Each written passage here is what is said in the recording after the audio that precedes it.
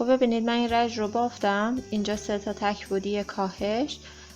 اگه دیدید که سر رو میخواید متصل کنید بعد ادامه بافت براتون سخت میشه، یه رج دیگه باز ببافید. این بار رجتون باید 2 تا تک باشه، 1 کاهش، 2 تا تک باشه، 1 کاهش. دوباره سر رو میذارید و نگاه میکنید. باز دیدید اگه براتون یه مقدار سخت تر بود دیگه اینجاها میشه که بافت رو انجام بدیم و سر رو متصل کنیم.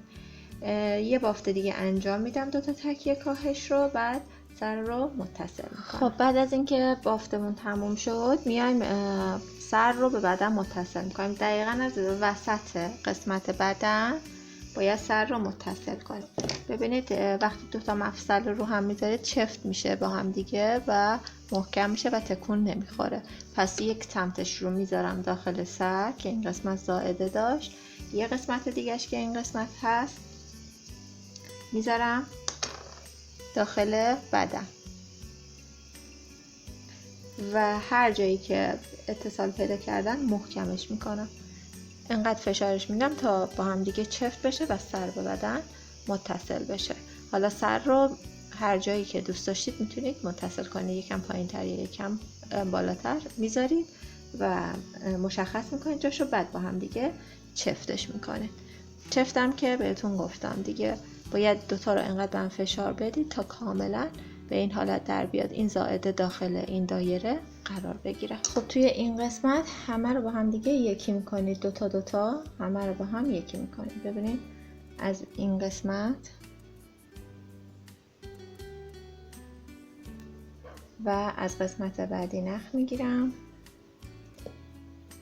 و کم میکنم. ببینید دونه دونه کم کردیم، 3 تا 1 کاهش، 2 تا 1 کاهش، 1 دونه 1 کاهش. حالا هر 2 تا رو با هم دیگه یکی میکنم تا این قسمت از کارم بسته بشه. دقیقا مثل کاری که توی این قسمت سر انجام دادیم. 2 تا همه رو با هم یکی میکنید، در انتها گره میزنید و نخ رو میبرید داخل کارتون. خب فقط دقت کنید مفصلتون باید یه مقدار زائدش بلند باشه، وگرنه بس کردنش یه مقدار سخت میشه. اون زائده‌ای که داره به فروشنده بگه یکم بلندتر باشه، واسه من کوتاه بود و وصلش یه مقدار مشکل بود. دوم اینکه اگر که سر روی بدن وای نستاد یه مقدار ببریدش اینورتر، یا اینکه با یه چند تا کوک توی این قسمت فیکسش کنید که دیگه تکون نخوره.